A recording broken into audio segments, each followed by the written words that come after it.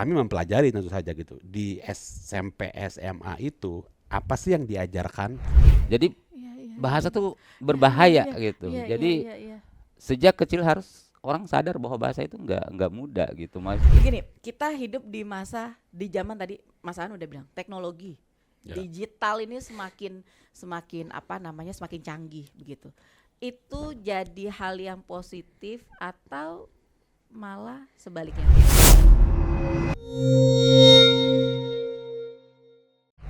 Iya, makasih sahabat RRI buat kalian yang masih di Pro 3 Siniar. Saya masih lanjut lagi ngobrol barengan Pak Hasan Asfahani, jadi Ketua 1 dari Dewan Kesenian Jakarta. Lalu kemudian juga ada Mas Aan Mansur. Jadi kalau dulu sempat nonton ya, saya nggak tahu sih sebenarnya bisa keukur nih umurnya berapa kalau masih kemudian nonton Ada Apa Dengan Cinta ya. Jadi ADC yang versi bukan yang versi yang apa namanya part 2 ya. Itu di situ ada satu puisi ya kan, buku apa puisi sih itu yang dibaca? Buku ya. Oh tuh Pak dulu ini yang tuh saya yang umurnya sama kayak Pak Hasan apa Pak Hasan yang umurnya sama-sama saya nih kalau kita tontonannya sama. Tapi yang jelas di situ tuh ada buku yang dibaca oleh pemainnya, itu judulnya Tidak Ada New York Hari Ini. Karena kan kalau nggak salah settingannya kan lokasinya salah satunya juga di New York kan gitu, tempat tinggal si pemeran utama prianya itu gitu. Nah penulisnya ada Mas Aan Mansur. Mas Aan, ini selain buku yang apa New York itu dan mungkin buku-buku karya Mas Aan yang lain, itu tuh Mas Aan tulis ya, Mas Aan ciptakan itu berdasarkan apa sih, pengalaman pribadi kah gitu atau kegelisahan kah gitu. Karena ya kan kalau misalnya kayak misalnya tadi ini puisi gitu, aku ngebayangin lo pada saat tadi di part sebelumnya ya Mas Aan bilang ini juga salah satu kegelisahan saya nih gitu. Ini pada saat sastra itu di sekolah gimana, jangan-jangan ntar tiba-tiba ada puisinya gitu. Nah biasanya kalau menciptakan karya itu berdasarkan apa? Ya kurang lebih kayak gitu maksudnya ya. Buat saya aneh aja kalau ada orang Indonesia tinggal di Indonesia nggak gelisah gitu. Maksudnya banyak sekali masalah kita soalnya. Jadi apalagi kalau kita merasa bahwa ya kita punya medium seperti penulis ya. Tentu saja menjadi penulis nggak banyak yang bisa kita lakukan selain bahwa kita kita menggunakan bahasa sebagai satu jalan untuk mengalami dunia, terhubung dengan dunia, memandang dunia gitu. Dan juga mengusahakan hal-hal tertentu untuk dunia yang lebih baik gitu. Ya banyak sekali pertanyaan-pertanyaan saya karena dan dia dari sana lah pertanyaan-pertanyaan itu yang coba sebetulnya saya cari lewat menulis gitu. Ya termasuk menulis puisi seperti tadi. Termasuk latar belakang di terciptanya buku itu juga itu atau yang puisi-puisi yang ada di buku itu, di buku Tidak Ada New York Hari Ini itu dari pengalaman pribadi? Ya sebenarnya karena itu buku sebenarnya dalam apa ya, dalam rangka kolaborasi dengan film Ada Apa Dengan Cinta memang kalau buku itu. Oh oke. Tapi saya tidak ingin bicara Ya, lebih jauh soal itu. Saya Tadi- tidak ingin tadi- membawa ini percakapan jadi saya.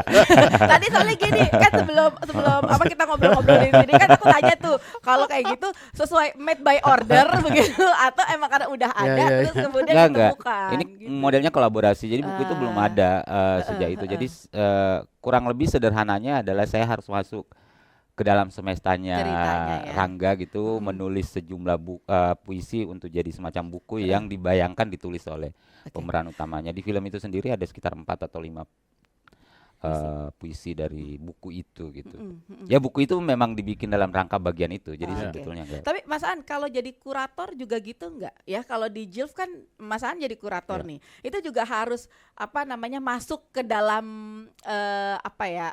profilnya DKJ enggak untuk tahu, atau misalnya acaranya untuk tahu bisa memilih oh ini oke, ini karya yang bisa masuk, ini yang enggak, ya kan kurator kan yang bertugas memilih itu. Iya benar, karena salah satu fungsi kurator sebetulnya adalah memberi konteks ruang seperti apa yang kita mau desain dalam satu festival. Jadi kurang lebih yang bertanggung jawab tentang produksi pengetahuan semacam apa yang kita mau bikin gitu.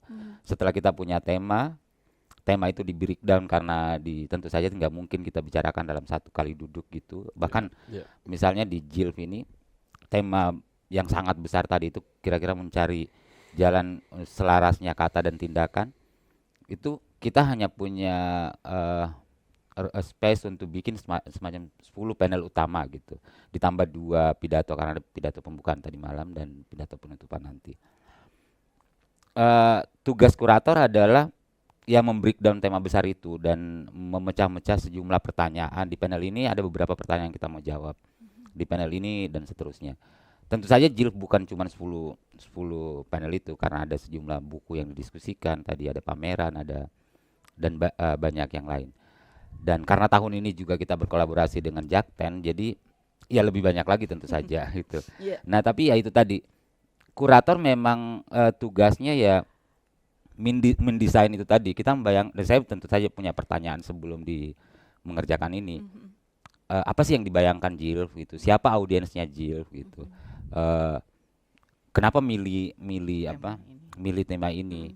Kira-kira apa yang membedakannya kalau tema ini dibikin di Makassar dan di Jakarta? Kenapa di sebuah kota di Jakarta membutuhkan tema ini dan seterusnya?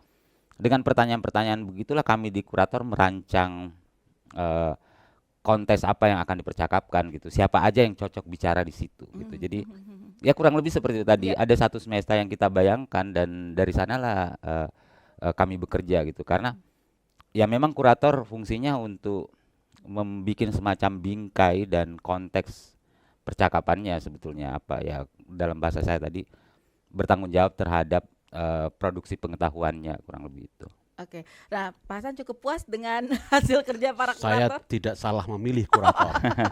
Pas berarti ini ya. Pas. Tapi ini targetnya sebenarnya kalau untuk JILF sendiri apa sih Pak Hasan? Targetnya umum peminat sastra, masyarakat umum lah, siapapun yang harus dibangunkan kesadarannya, kata Rendra itu kan gitu. Kita berharap sebanyak-banyaknya yang datang lah gitu lah, seperti JILF pertama. JILF kedua itu kan pandemi ya. Iya.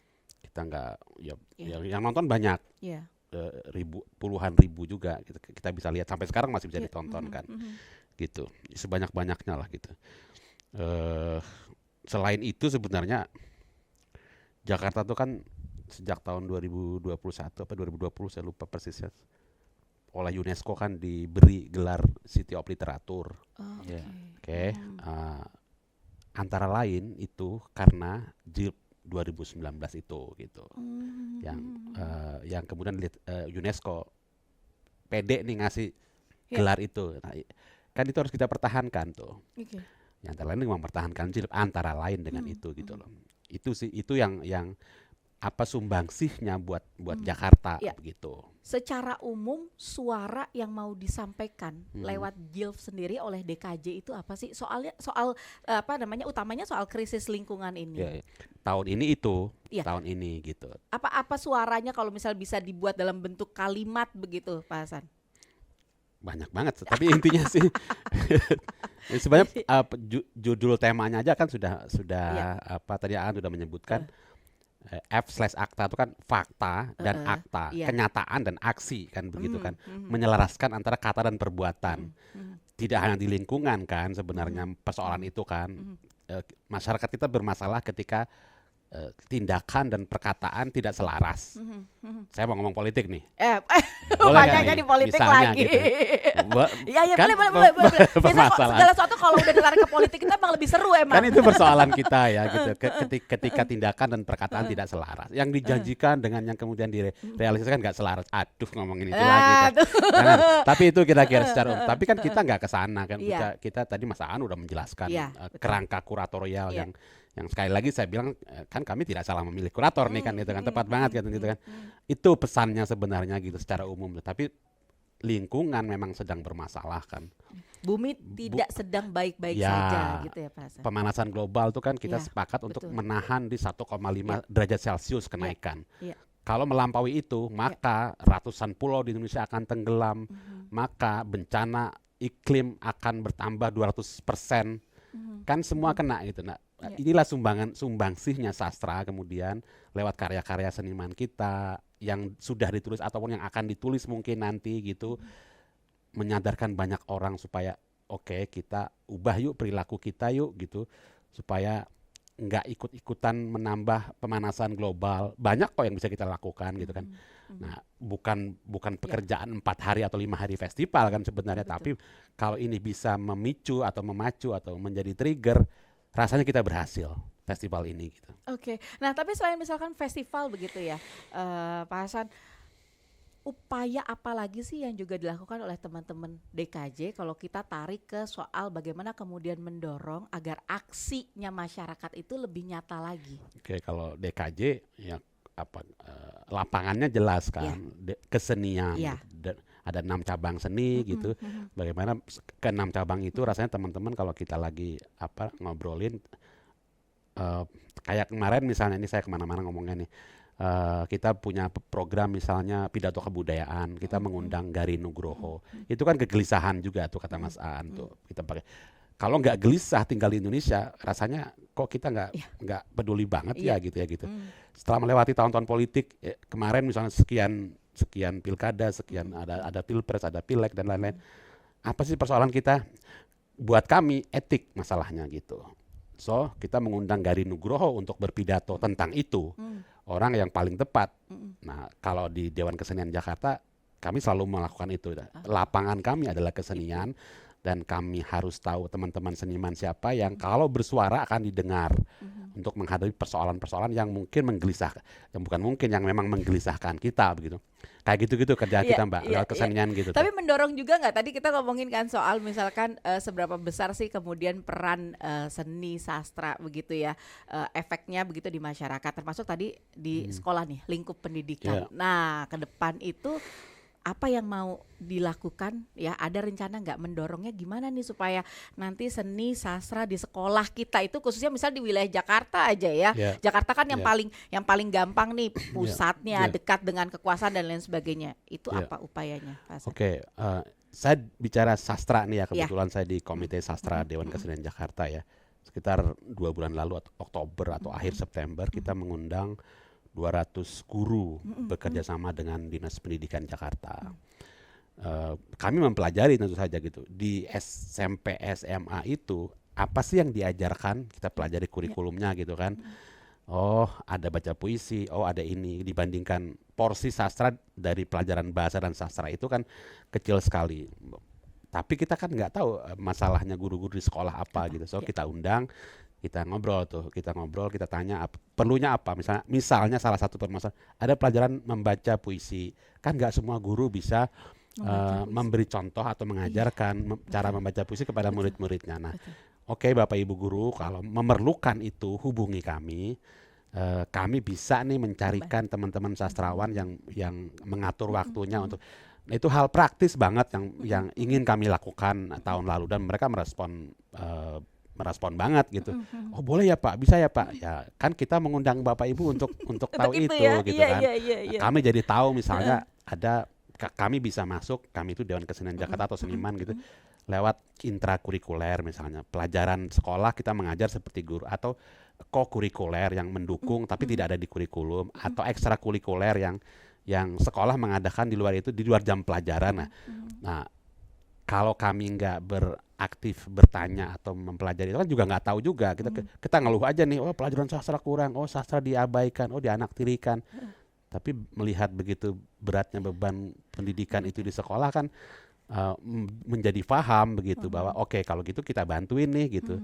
Ternyata ada kok, misalnya kemarin ada yang sudah mengundang pas Oktober bulan bahasa, ada yang mengundang kami ke sekolah. Kebetulan saya yang hadir di SMA 20 Jakarta gitu.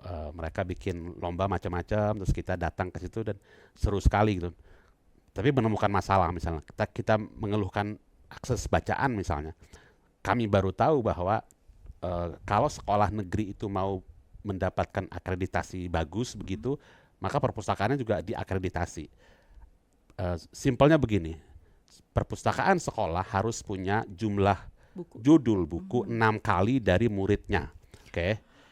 Itu syarat akreditasi, itu peraturan pemerintah. Oke. SMA 20 Jakarta nih, pusat nih, itu muridnya 500. Artinya dia harus punya 3.000 judul buku di perpustakaannya. Berapa mereka punya judul buku? Nggak sampai 1.000. Jadi persoalan itu kalau pemerintah mau ikutin aturannya sendiri, susah. Harusnya nggak ada masalah kon dengan akses bacaan kan. SMA 20 Jakarta aja bukunya kurang 2.000 loh. Dan itu adalah aturan pemerintah. Nah, dana bos nggak bisa beli buku bacaan. Betul. Diutamakan buku pelajaran, dana bos begitu. Jadi ada aturan dana bos, oke dong, bisa pemerintah bisa bilang kan ada dana BOS. Tapi aturan dana BOS kan nggak boleh beli buku tambahan, ya kan? Nah, bagaimana SMA 20 mengejar 200 judul buku? Judul loh, bukan jumlah eksemplar ya. Satu judul bisa 5 buku loh. Itu aja keteteran tuh, padahal aturannya udah jelas kayak gitu. Bereskan aja buku. Mungkin persoalan-persoalan lain di ekosistem yang tadi Mas Aan sebutkan bisa ikut beres juga gitu, akses bacaan gitu kan. Kira-kira begitu tuh yang kami temukan tuh di. Tapi aku beneran ya, kalau ada orang kemudian terus memutuskan nih untuk jadi seniman, untuk jadi sastrawan, itu pingin tahu apa sih yang membuat pingin begitu ya kan, gini kan kalau orang nih ya gitu. Oh ya, kalau misalnya di zaman tuh kan zaman purbakala gitu, waktu dulu saya memutuskan misalkan aku mau jadi saya mau jadi jurnalis atau mau jadi news anchor, karena pada saat itu memang zamannya media booming dan berkembang begitu kan, makanya itu menjadi cita-cita. Kalau Mas Aan dulu milih menjadi sastrawan, seniman, kenapa? Oke, tapi sebelum saya jawab itu tadi saya mau nambahkan sedikit aja. Sebetulnya menurut saya ya, ketika kita ngomong bacaan, akses, dan sebetulnya yang harus dipastikan dulu bahwa sebetulnya akses itu adalah hak semua warga gitu. Akses bacaan itu harus disepakati dulu. Makanya kalau saya bilang tadi privilege, artinya sebetulnya kita tidak melihatnya sebagai sebuah hak. Artinya kalau ini hak, berarti negara tuh wajib memenuhi hak semua orang. Setuju. Jadi itu dulu. Kalau kita masih, karena seperti tadi saya bilang ini privilege, artinya sebenarnya karena nggak semua orang melihatnya sebagai hak. Jadi kalau ada orang yang nggak bisa mengakses di negara ini hak membaca, berarti ada hak yang tidak dipenuhi oleh negara untuk bisa mengakses. Itu dulu. Sehingga supaya bisa tadi gitu dipikirkan langkah berikutnya.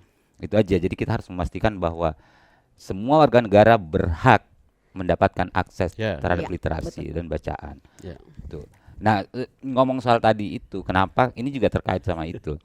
Saya sendiri orang yang lahir di desa gitu. Saya beruntung karena kakek saya pembaca. Jadi sejak kecil, kalau dibilang teknologi pertama yang memukau saya bahasa gitu.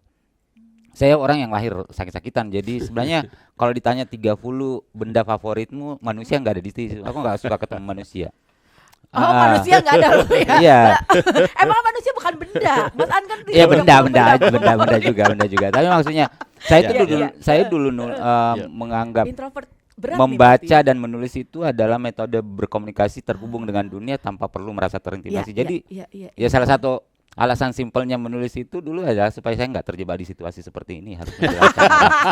Gitu. Jadi jadi kadang-kadang tuh mikir sebenarnya menulis itu adalah jebakan yang saya bikin buat diriku sendiri sebenarnya.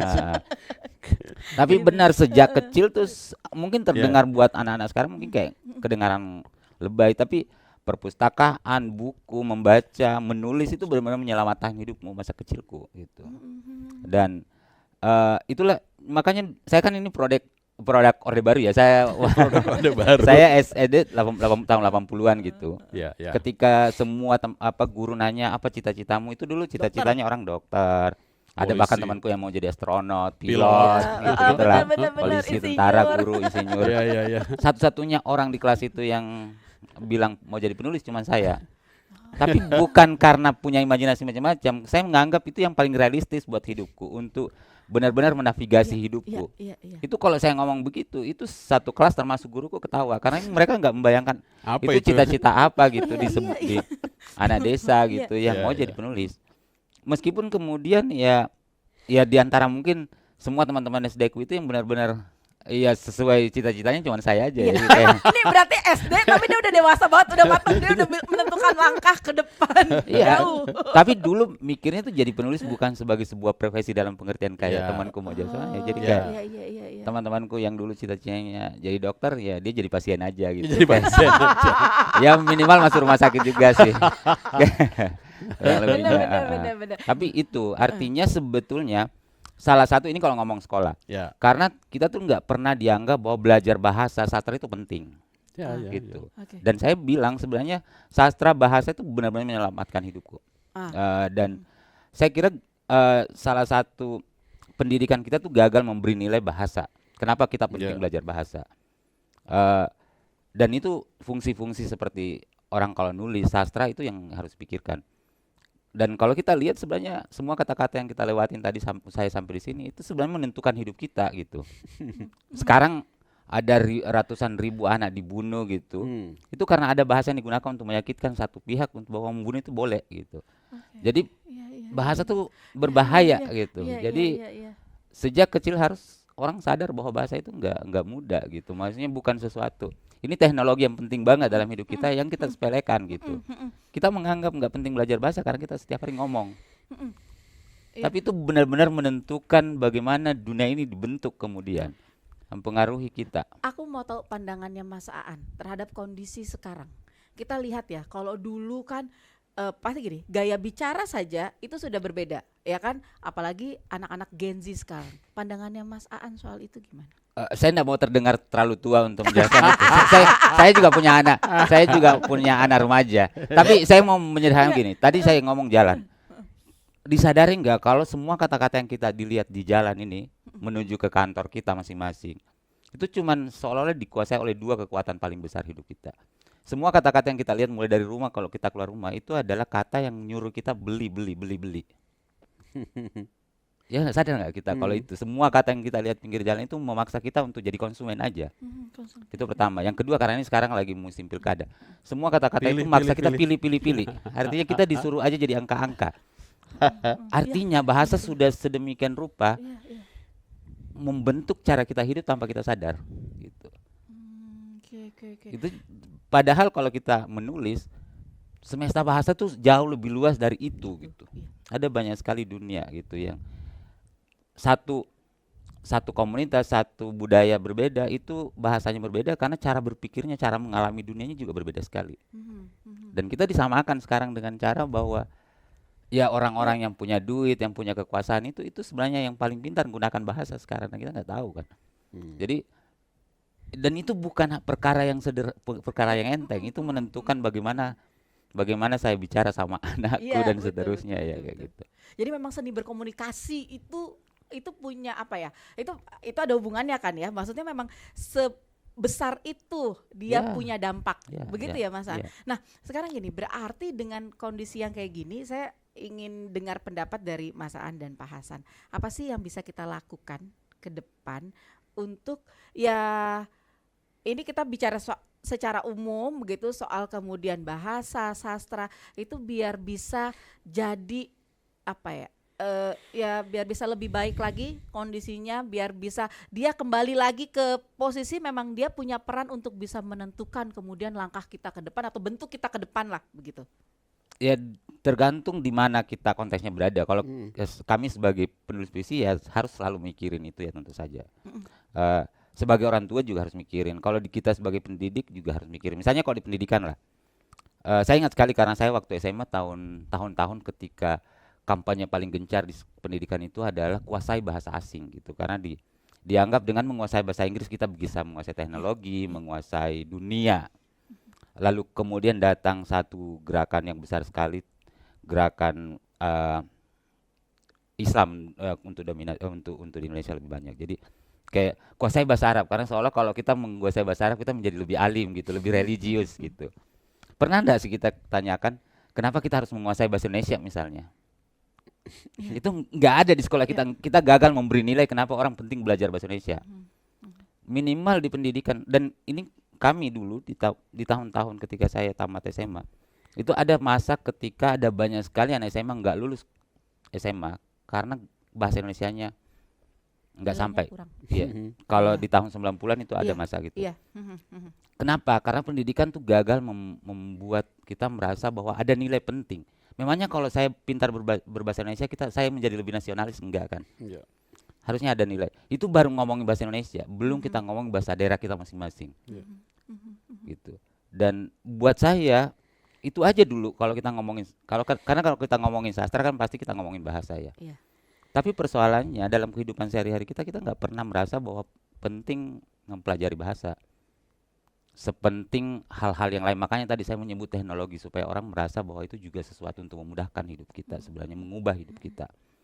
Dan memang begitu.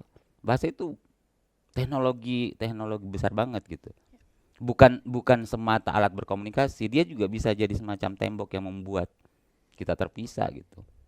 Kalau sekarang saya bilang saya pakai bahasa Bugis, tiba-tiba saya bangun tembok sebenarnya karena nggak ngerti ya ngerti gitu. langsung. Atau orang bilang wah bahasa kita gunakan untuk menjernihkan masalah.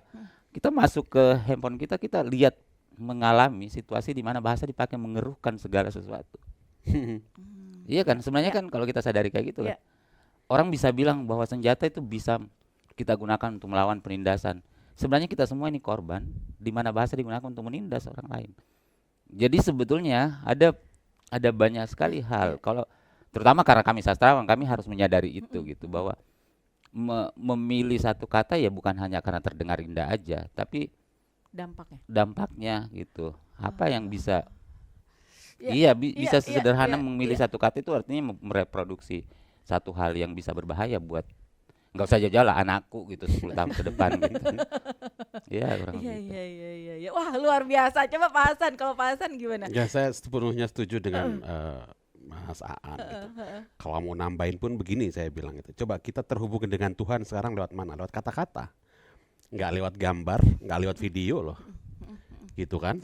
Kata-kata aja. Berdoa juga. Semua kitab agama-agama itu isinya nggak ada gambar, nggak ada ilustrasi. Kata-kata isinya gitu. Dan coba itu mengubah dunia kata-kata kan, mengubah kita, membentuk peradaban kita sekarang gitu kan. Saya nggak tahu kalau harus ada nabi hari ini, apakah dia berdakwah lewat TikTok, saya nggak tahu. Nggak tahu. Benar. Tapi dulu bahasa cukup gitu, kata-kata cukup, sebegitu pentingnya kata-kata gitu untuk mengubah sejarah manusia gitu. Itu satu. Kalau mau nambah-nambahin agak rumit nih gitu kan. Iya. Itu tadi tapi udah rumit sebenarnya. Gitu kan. Iya kan? Terus yang nggak rumit begini. Kalau kenapa pertanyaannya kan tadi itu kan, kenapa saya memilih jadi penulis atau apa gitu kan. Simpel gini. Kayak nasibku sama Mas Aan tuh. Aku juga sakit-sakitan waktu kecil tuh, bengek saya. Main bola nggak kuat, lari nggak kuat. Semua permainan fisik saya kalah sama teman-teman saya. Akhirnya saya melarikan diri ke buku gitu, saya baca gitu. Nah untungnya nih, dulu SD saya tuh 70-an itu ada proyek buku Impress tuh di sekolah. Di kampung saya yang nggak ada toko buku, yang ke kota terdekat 100 kilo gitu. Tiba-tiba datanglah buku ratusan brek gitu kan. Wah, saya tenggelam lah di buku itu membaca. Saya masih ingat beberapa judul yang saya baca pada saat saya SD itu, buku-buku Impress itu gitu loh. Tapi saat saya mau cerita satu buku tuh, ada buku Tom Sawyer tuh, Mark Twain. Saya membayangkan ini orang yang sekian puluh tahun lalu menulis cerita masa kecilnya di kampungnya di Amerika sana. Kok bisa ya bukunya sampai ke saya di kampung saya di Kalimantan Timur itu gitu, di Samboja kampung saya itu. Kayaknya kalau gitu saya bisa dong bikin cerita tentang masa kecil saya di kampung saya, nanti dibaca sama anak-anak Amerika sana gitu. Kan nah itu yang mungkin kalau sekarang saya ingat-ingat kayak jadi motivasi saya nggak habis-habis tuh saya menulis tuh gitu. Jadilah saya wartawan karena itu dekat dengan pekerjaan menulis. Saya nggak tahu bagaimana jadi penulis itu caranya gitu. Mau sekolah di mana? Saya tanya Bu, saya mau jadi penulis. Sekolah di mana? Guru saya juga nggak tahu. Kemana gitu kan? Kayaknya jadi wartawan deh, deket tuh, kan nulis tuh. Oke, berarti publisistik ya gitu. Nggak juga saya sekolah di situ gitu. Saya sekolah apa aja lah, pokoknya saya jadi penulis, jadi wartawan tuh dekat dengan kerja menulis. So saya jadi wartawan lah kemudian begitu, dan menulis sampai sekarang dan dengan kepercayaan kepada bahasa seperti tadi itu. Dan mungkin tulisannya Pak Hasan juga memang benar ya, akhirnya dibaca sama orang-orang yang di luar Indonesia gitu kan? Ada, ya kan? Pernah ada mahasiswa di Australia yang kemudian bilang meneliti buku saya begitu. Ya bukan anak-anak sih, tapi mahasiswa gitu yang oke, rasanya tercapai juga itu cita-cita saya itu. Sudah, berarti sudah goalsnya sudah dapat ya. Gitu. Tapi begini, kita hidup di zaman tadi Mas Aan udah bilang teknologi digital ini semakin semakin canggih begitu. Itu jadi hal yang positif atau malah sebaliknya? Saya mulai dari Pak Hasan. Kalau saya gini ya, kenapa dulu Ronggo Warsito menulis Serat Kala Tidak, puisi, atau sekarang kita mengenal zaman Edan? Karena dia marah sama penguasa Jawa waktu Raja Jawa tuh, ya kan? Dia mengkritik gitu kan, apa namanya tuh, semua orang ikut Edan, kan marahnya seorang penyair, seorang penulis kan gitu. Bagaimana dulu karya itu disebarkan? Ya disalin gitu, sangat terbatas loh salinan itu gitu kan, nggak ada mesin cetak waktu itu rasanya. Oke. Tapi kok bisa bertahan sampai sekarang ya? Bisa kita baca sampai sekarang ya berarti bukan cara atau teknologinya yang kemudian membantu gagasan yang dituangkan ke dalam karya sastra itu bisa bertahan atau sampai menembus generasi-generasi berikutnya. Tapi isinya mungkin gagasan dan kekuatannya gitu. Nah, sekarang menyebarkan itu mudah kan, sejak ditemukan mesin cetak, sejak ditemukan sekarang apalagi misalnya digital gitu. Saya tetap percaya pada kekuatan gagasannya, pada isinya gitu kan. Kalau kita mencemaskan, sekarang banyak platform-platform yang isinya nggak jelas. Dulu juga kan banyak majalah-majalah hiburan yang isinya juga nggak jelas kan, gitu kan. Toh itu terlupakan, berlalu. Yang bertahan apa? Yang bertahan yang isinya kemudian memang berguna buat kita, yang relevan dengan kehidupan orang, yang tidak terkait pada zamannya begitu isinya. Contoh yang paling saya suka tuh ya Ronggo Warsito gitu ya. Dia menulis sekarang kita menuju zaman edan. Oke, kalau gitu tugas saya sebagai penulis adalah bukan terpesona pada teknologi penyebarannya, pada platformnya, tapi saya harus ya fokus kepada isinya begitu gitu. Bagaimana kemudian itu akan terwariskan sebagai nilai-nilai untuk masyarakat yang mungkin nanti nggak tahu, mungkin 100 tahun kemudian setelah saya meninggal apakah masih dibaca karya saya itu gitu. Itu kira-kira yang saya bayangkan. Keabadian itu yang bisa saya bayangkan. Mas Aan singkat, kalau Mas Aan? Ya sebenarnya kalau kita pikir-pikir hampir di setiap zaman kita mengalami semacam ketakutan seperti ini ya. Jadi dulu misalnya ketika ditemukan kamera, orang berpikir tidak ada lagi orang yang akan melukis karena sudah mudah sekali mengimitasi alam gitu. Atau sekarang sebenarnya pelukis-pelukis lebih kaya daripada fotografer. Meskipun semua orang sudah bisa motret. Ketika mesin cetak ditemukan juga ada selalu. Lalu ketika teknologi seperti televisi ditemukan, orang merasa kayak orang nggak ada lagi yang membaca buku karena nggak lagi dengar radio. RRI ini contoh bahwa dia tetap jalan gitu. Ketika orang sudah bisa lihat gambarnya. Jadi sebetulnya ini sekali lagi bukan urusannya soal bahwa ini akan menggantikan apa. Tapi seperti yang saya bilang tadi, bahasa juga sebetulnya sangat powerful, tapi juga powerful dalam pengertian bisa sangat destruktif. Jadi ya tergantung bagaimana cara kita menggunakannya gitu. Bahwa ya ada, tentu saja kemudian ada pengaruhnya bagaimana satu generasi mengalami. Contoh paling simpel, saya kalau pakai HP karena saya generasi nonton TV gitu, kalau nonton ya horizontal gitu. Harus begini. Ya anakku kayak melihatnya aneh gitu, dia selalu vertikal.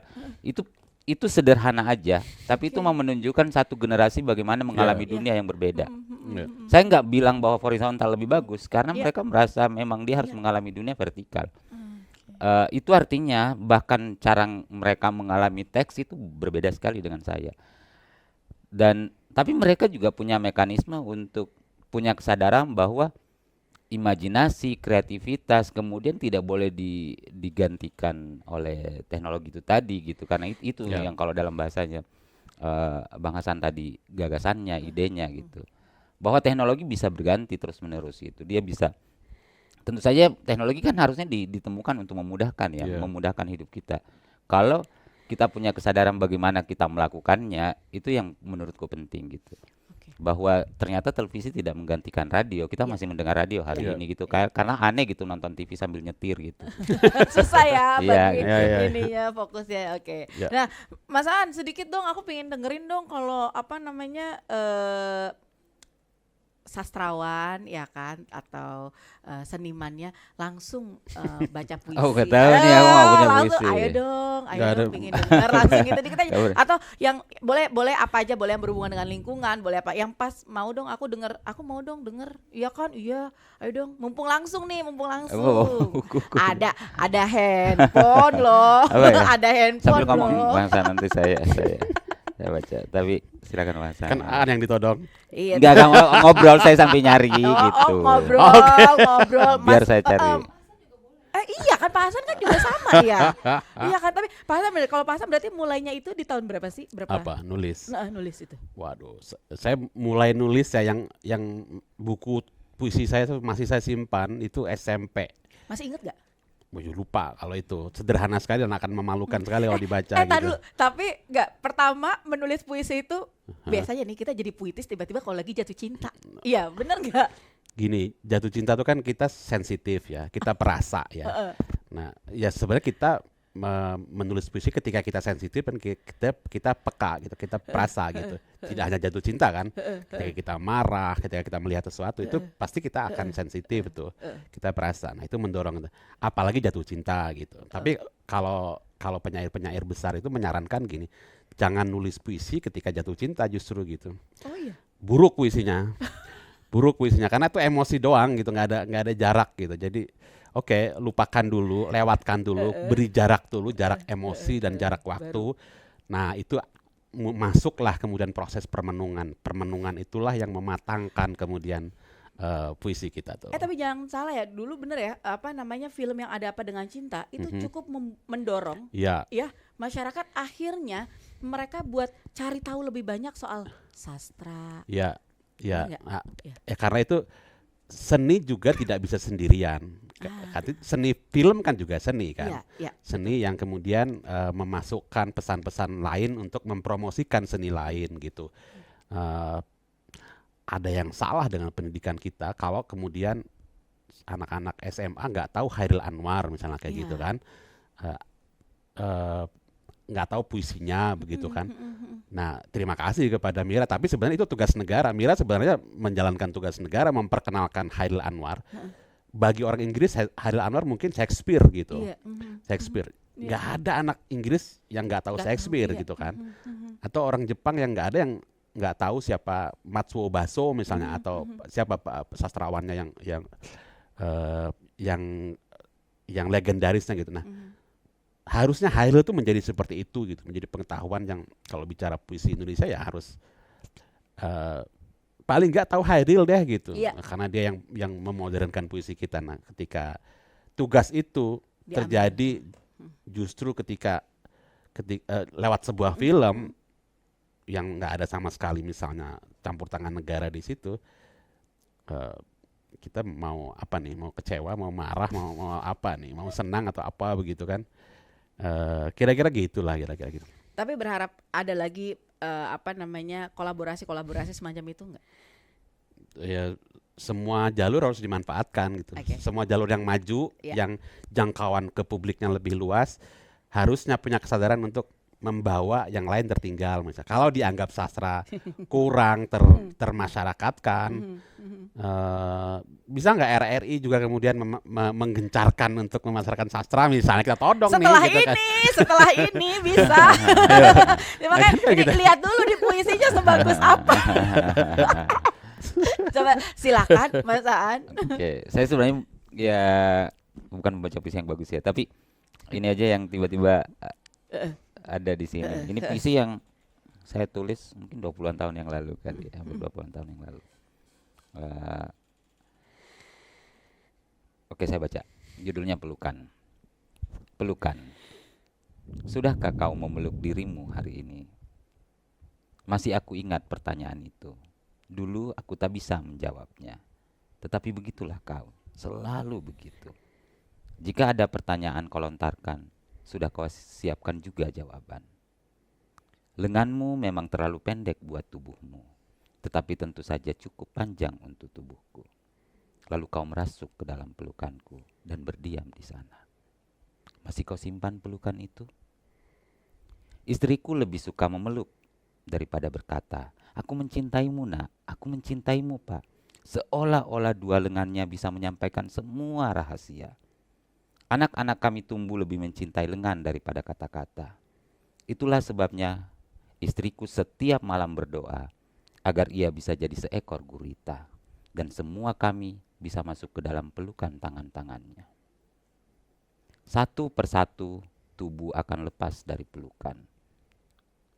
Lalu lengan-lengan kita mulai mengenal sengketa, mulai mengenal senjata. Tubuh memang ditakdirkan awalnya milik pelukan sebelum jadi milik peluru. Sudahkah kau memeluk dirimu hari ini? Oke, baik, terima kasih. Sampai ketemu di cerita-cerita yang lain di Pro3 Siniar. Jangan lupa ditunggu sama Pak Hasan sama Mas Aan di JILF di Taman Ismail Marzuki. Terima kasih.